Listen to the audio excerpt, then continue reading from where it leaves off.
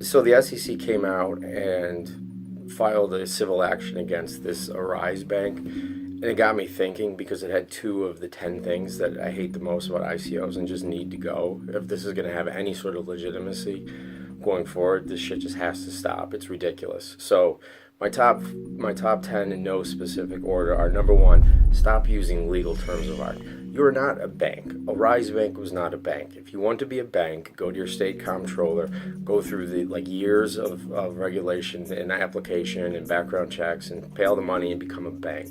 Or go through the comptroller of the United States currency and do the same thing, but have the millions and millions of dollars in reserve capital that you need to become a bank. Do not call yourself a bank because you act like a bank, okay? A bank is a term of art. Same goes for initial coin offering. Stop using initial coin offering because offering is a term of art. And offering is an offering of securities. It's nothing more. If you want to call it an ICO, then be prepared to follow the securities laws. If you don't, then don't call it that. Don't call it something it's not. So you're not a bank. You're not doing an offering, right? So legal terms of art out the window. Stop doing it. Number 2, paid promotion, right? This Arise Bank used Evander Holyfield, of all people, to promote this ICO. And the problem for Evander, who seems like a really nice guy, maybe not the brightest guy, but the reality is Evander undoubtedly got paid to promote this. And much like the rules that apply to penny stocks and paid promotion in the equity world will apply to something like this.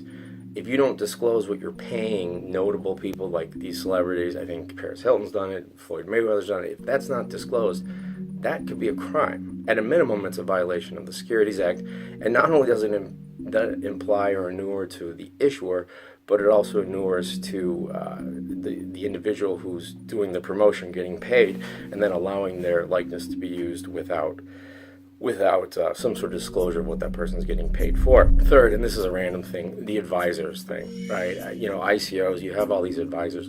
LinkedIn, everybody's an advisor, right? They're all these advisors, and they want 2-3 bitcoins so they can put you get to put their face on their white paper.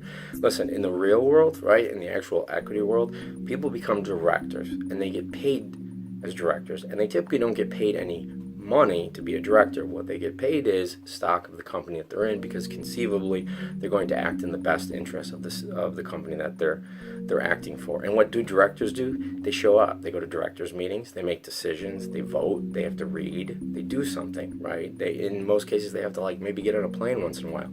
These advisors who just want money, what are you getting at? I mean, they don't do anything. Fine, they may be some blockchain expert, but what are you actually getting for your money?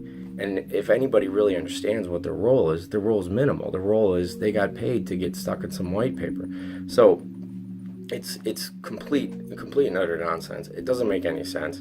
And why people continue to pay these advisors and why there's so many self-styled advisors when they don't even rise to the level of directors, right? The board of General Motors, don't get paid cash.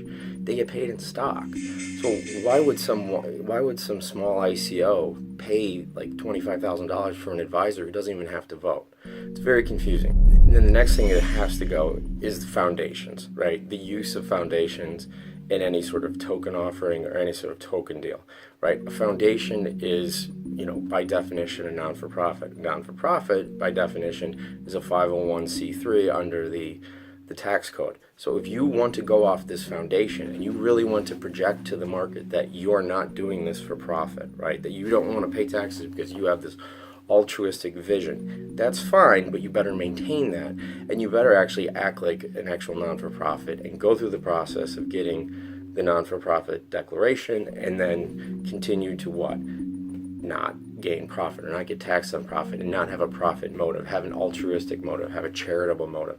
So I don't know what people want when they see an ICO and it's a foundation. Well, who cares about the foundation? Are you, you have this technology, and what are you telling me? You're not in the technology to make money. You're not profit driven. Who wants to invest in something that's not profit motivated? It doesn't make any sense to me. So the foundation model, if you will, or whatever it is, especially like in Switzerland, where you're paying $50,000 in net paid in capital for these foundations, which quite frankly are no different than setting up a statutory trust for $25 in Wyoming.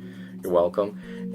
There's no reason. And when you see them, I just think you should run the other way. Now, finally, fifth for today is the backed by gold, right? I see more ICOs where they're backed by gold, backed by silver, backed by oil, backed by real estate, backed by something.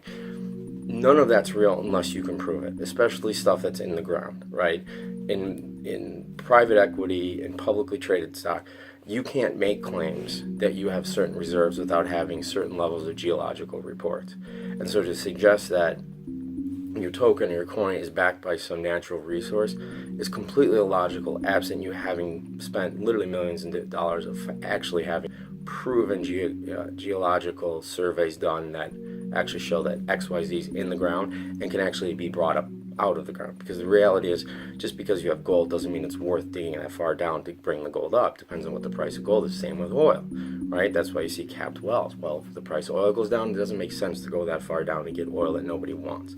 So at the end of the day, when you're doing an ICO and it's backed by something, don't just say that. That is the red flag number one. And if you are going to say, if you insist on saying it, make sure you have it, and make sure you have it by some sort of geologist or some person who's remotely qualified to tell you whether or not what you purport to have is actually in the ground or around the ground. So decidedly do not do that. And at the same time, if you in fact do that and that token or that coin is representative of some pro rata share or the ability to like turn in that token and receive, whatever, a bar of gold, whatever the case may be, what you have is a futures contract. And if you have a futures contract, then you have a commodity. And if you have a commodity, then you're subject to the Commodities Act. And so then you're right up the same boat, the same stream that you would be with, ICOs that are securities. You have to be registered. You have to be registered a commodity trading advisor. You may be a futures merchant. It depends what you're doing, but the reality is, if you're so insistent on marking your token or coin to some innate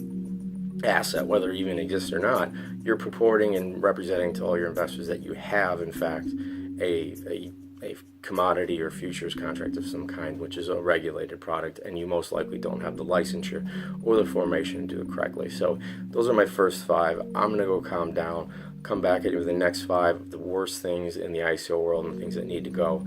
Check me out, bitcoin-lawyer.org, which I'm not a foundation, by the way. I'm not a foundation. I hate them, but that was the only domain available. So I'm going to just qualify my previous point about foundations. I am not a foundation because I've got a .org. I am for profit. Thank you.